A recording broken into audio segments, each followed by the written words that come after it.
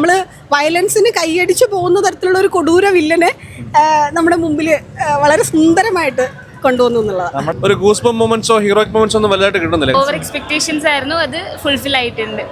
ഹേ സിനിഫേഴ്സ്, welcome back. First ഷോയുടെ extra positive reviews ഒക്കെ കേട്ടു. ഇനി നമുക്ക് നോർമൽ ഒരു മമ്മൂക്ക സിനിമ കാണാൻ എത്തിയ ജനറൽ ഓഡിയൻസിന്റെ റിവ്യൂ എങ്ങനെ ഉണ്ടെന്ന് അറിയാം. നിങ്ങൾ ഈ ഒരു സിനിമ കണ്ടുവരാൻ നിങ്ങളുടെ ജെന്യൂൻ റിവ്യൂസ് ഒക്കെ കമന്റ് ചെയ്തേക്കുക. നേരെ കളങ്കാവൽ സെക്കൻഡ് ഷോ റിവ്യൂലേക്ക്. എങ്ങനെയാണ് ഇതുവരെ കാണാത്തൊരു മമ്മൂട്ടി കാണാം? നമ്മൾ മുന്നറിയിപ്പിനകത്ത് കണ്ടിട്ടുണ്ടല്ലോ, മമ്മൂട്ടി കണ്ടിട്ടുണ്ട്, ഇതുപോലെ തന്നെ കണ്ടിട്ടുണ്ട്. പക്ഷേ കുറച്ചുകൂടെ ഒക്കെ ആയിട്ട് ചെയ്തിട്ടുണ്ട്. പിന്നെ എക്സ്പ്രഷൻസ് ഒക്കെ പിന്നെ മമ്മൂട്ടി കഴിഞ്ഞിട്ടേ ഉള്ളൂ. അപ്പോൾ അതുകൊണ്ട് നന്നായിട്ട് ചെയ്തിട്ടുണ്ട്. പിന്നെ നമുക്കിപ്പം ഒരു റിയലിസ്റ്റിക് ലെവലിൽ നമ്മൾ നോക്കുന്നുണ്ടെങ്കിൽ നമുക്ക് പ്ലോട്ട് ഹോൾസ് ഒക്കെ കണ്ടുപിടിക്കാം. പിന്നെ സിനിമയായിട്ട് കാണുവാണെങ്കിൽ അങ്ങനെ പോകാം. എന്നാലും മമ്മൂട്ടിയുടെ ഒരു പ്രേക്ഷക പ്രശംസ നേടുന്ന സിനിമകൾ കൊമേഴ്ഷ്യലി ഉള്ള ഒരു സക്സസ് അത് ഈ സിനിമയിൽ എങ്ങനെയാണ്? അല്ല, അത് തീർച്ചയായിട്ടും കിട്ടും, കിട്ടേണ്ടതാണ്. പിന്നെ എഡിറ്റിംഗ് സൈഡൊക്കെ കുറച്ചുകൂടെ നന്നാക്കാമായിരുന്നു. കാര്യം നമുക്കൊരു ഗൂസ് ബംപ് മൊമെന്റ്സോ ഹീറോയിക് മൊമെന്റ്സോ ഒന്നും വലുതായിട്ട് കിട്ടുന്നില്ല. കാര്യം ഇപ്പോഴത്തെ ഏത് ഫിലിമിനെടുത്താലും നമുക്കൊരു ഹീറോയിക് മൊമെന്റ് ഉണ്ടെങ്കിൽ മാത്രമേ ആൾക്കാർ അത് ഫോളോ ചെയ്യത്തുള്ളൂ. മനസ്സിലായില്ലേ? വില്ലനായോണ്ട് ആ ഒരു ഹീറോയിക് ഇത് കൊടുക്കാത്തതാണോ? ഇപ്പം നമുക്ക് അങ്ങനെയാണെങ്കിൽ ദേവാസ്വരം നോക്കാമെങ്കിൽ ആന്റി ഹീറോ അല്ലെങ്കിൽ നെഗറ്റീവ് റോൾസ് ഉള്ള എത്രയോ പേര് നമ്മൾ കൈയടിച്ചിട്ടില്ലേ? ഇല്ലേ? ഇപ്പൊ ലൂസിഫർ വരെ നോക്കാമല്ലോ. അല്ലെങ്കിൽ കൈയടി ഉണ്ടായിരുന്നു, തിയേറ്ററിൽ അത്യാവശ്യം കൈയടി ഉണ്ടായിരുന്നു.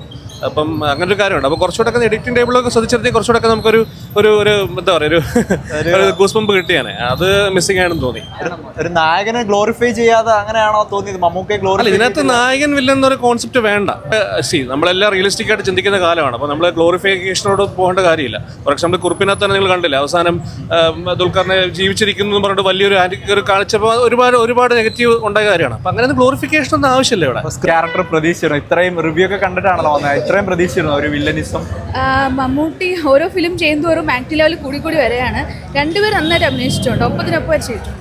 എന്നാലും മുൻപ് ചെയ്ത ക്യാരക്ടേഴ്സിനോട് സാമ്യമുള്ള തരത്തിലാണോ, എങ്ങനെയാണ്? അല്ലല്ല, ഡിഫറെന്റ് ആണ്. സ്റ്റോറി ഒക്കെ നമുക്ക് ഓൾറെഡി അറിയുന്ന ഒരു സ്റ്റോറി, അത് കൊമേഴ്ഷ്യലൈസ് എലമെന്റ്സ് ഒക്കെ വെച്ചിട്ടുണ്ടോ? അല്ല, ഡിഫറെന്റ് ആണ് ചെയ്തിരിക്കുന്നത്. എടുത്ത് പറയണത് ആക്ടിങ് ലെവലാണ്, നല്ല പക്കയായിട്ട് ചെയ്തിട്ടുണ്ട്. രണ്ടുപേരും കട്ടക്കാണോ? ആണ്. ഓക്കെ. ഭയങ്കര വാവ് മൊമെന്റ്സ് എന്നൊക്കെ പറയാനൊക്കെ ഉണ്ട്. മമ്മൂക്കയുടെ ഈ ഒരു വില്ലൻ റോൾ എക്സ്പെക്ട് ചെയ്തതിന് മുകളിലാണോ? He has done lot of roles like this. മുമ്പും ചെയ്തിട്ടുണ്ടല്ലോ, പ്രൊട്ടഗോണിസ്റ്റ് ആയിട്ടൊക്കെ ചെയ്തിട്ടുണ്ടല്ലോ മമ്മൂക്ക.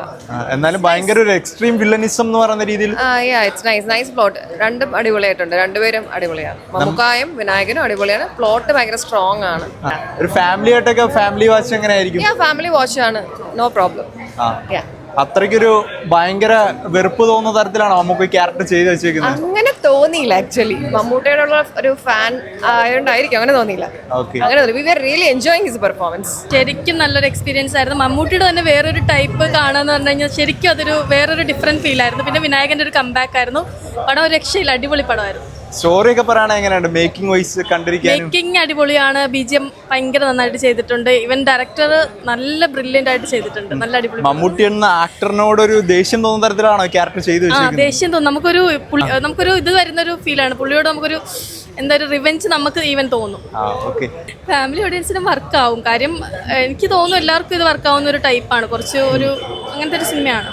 ഈ അടുത്ത് കണ്ടതിലൊരു ബെസ്റ്റ് വില്ലൻ എന്ന് പറയാനുണ്ടോ മലയാളത്തില്? ഓഫ് കോഴ്സ്, നല്ലൊരു ബെസ്റ്റ് വില്ലനായിട്ട് മമ്മൂട്ടി വന്നിരിക്കുന്നത് അറിയാമല്ലോ നമുക്ക് എല്ലാവർക്കും. ഭയങ്കര ഡിഫറെന്റ് ഫീലാണ്. നമ്മൾ നോർമലി കാണുന്ന ഒരു മമ്മൂട്ടി സ്റ്റാർഡം ഒക്കെ മാറ്റി വെച്ച് നമുക്ക് വേറെ നെഗറ്റീവ് ഇമ്പാക്ട് അല്ലേ തരുന്നത്. പക്ഷെ അത് അടിപൊളിയായിട്ട് ചെയ്തിട്ടുണ്ട്. ഒരു വില്ലനെ ഗ്ലോറിഫൈ ചെയ്തിട്ടാണോ സിനിമയിൽ അവതരിപ്പിച്ചിരിക്കുന്നത് അതോ?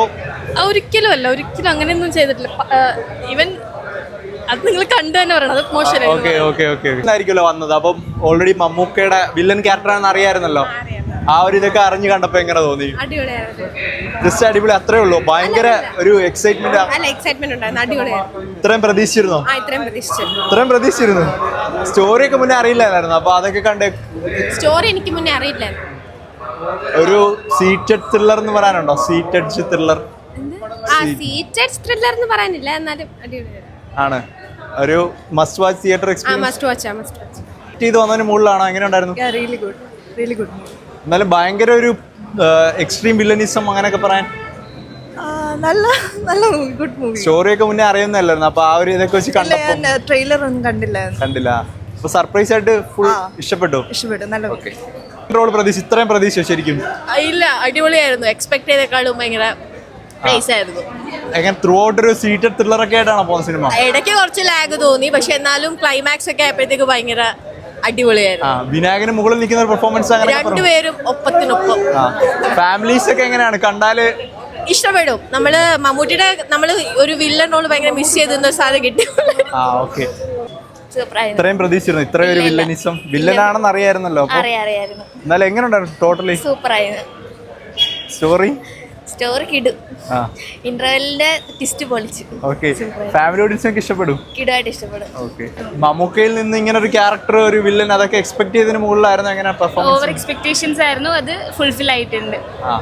ത്രില്ലടിപ്പിക്കുന്ന ഒരു സീറ്റഡ് ത്രില്ലർ ആയിട്ടാണ് പോകുന്നത്. അതെ പോവാനായിട്ട് കണ്ടിട്ട് നല്ല ഫിലിമാണ്. ഞെട്ടി വിറച്ചു എന്നൊക്കെ പറയുന്നല്ലോ, അങ്ങനെയുള്ള ഒരു വില്ലനായിരുന്നോ? നല്ല ഫിലിമാണ്. ഇഷ്ടപ്പെട്ടു?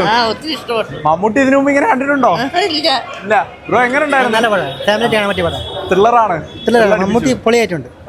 മമ്മൂക്ക് അങ്ങനെ കാണാൻ താല്പര്യമില്ല എന്ന് പറഞ്ഞു ഫാമിലി ഓഡിയൻസിന്. അത് ഒരു സൈക്കോപാത്തിനെ അവതരിപ്പിക്കുന്ന ഒരു വ്യത്യസ്ത തലമാണത്.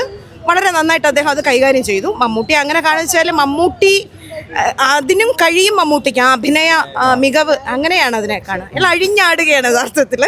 നന്നായിട്ടുണ്ട്. വിനായകനും അതെ നല്ല പ്രേക്ഷകർക്ക് കണ്ടിരിക്കാൻ പറ്റും. തീർച്ചയായിട്ടും കാണാം. കാരണം നമ്മുടെ സമൂഹത്തിൽ കാണുന്ന ഒരു സൈക്കോപാത്ത് അത് ഒന്ന് ശ്രദ്ധിക്കുന്ന കുറേ കാര്യങ്ങൾ അതിനകത്തുണ്ട്.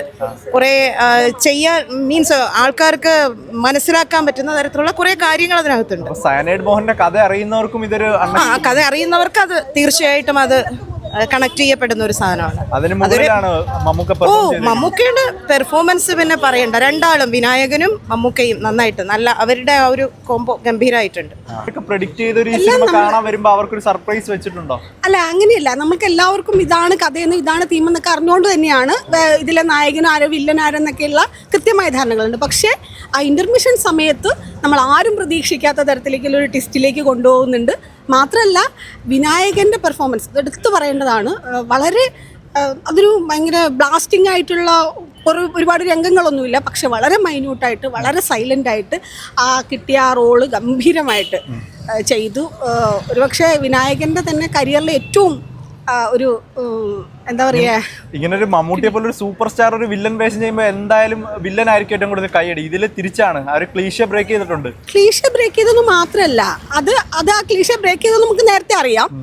നമ്മൾ പടത്തിൻ്റെ മുൻ വിവരങ്ങൾ വെച്ച് തന്നെ നമുക്കത് അറിയാം. പക്ഷെ അതിനെ എങ്ങനെ എക്സിക്യൂട്ട് ചെയ്തിട്ടുണ്ട്, എങ്ങനെയാണത് തിരശ്ശീലയിൽ വരുന്നത് എന്നുള്ളത് വലിയൊരു ആകാംക്ഷയോടെയാണ്. അത് നമ്മളുടെ ആ പ്രതീക്ഷയ്ക്ക് ഒത്തു തന്നെ അത് തിരശ്ശീലയിൽ കൊണ്ടുവന്നു എന്നുള്ളതിലാണ്. ഇതുവരെ കാണാത്തൊരു മമ്മൂട്ടി എന്ന് പറയാനുണ്ട്. കളങ്കാവൽ.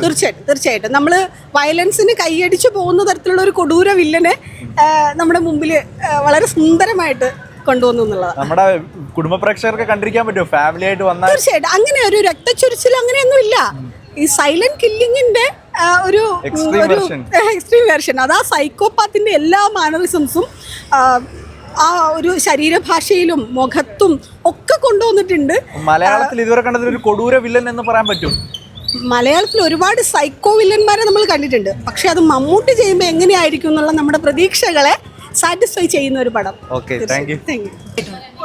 വില്ലനാണെന്ന് പ്രതീക്ഷിക്കുന്നത് ഇത്രയും പ്രതീക്ഷിച്ചിരുന്നു? ഇല്ല, നല്ല സിനിമയാണ്. ഭയങ്കര ബ്രൂട്ടലാണോ? ക്ലൈമാക്സ് അടിപൊളിയായിട്ടുണ്ടായിരുന്നു. ശരിക്കും സീരിയൽ ത്രില്ലർ ആയിട്ട് ഫീൽ ചെയ്തു.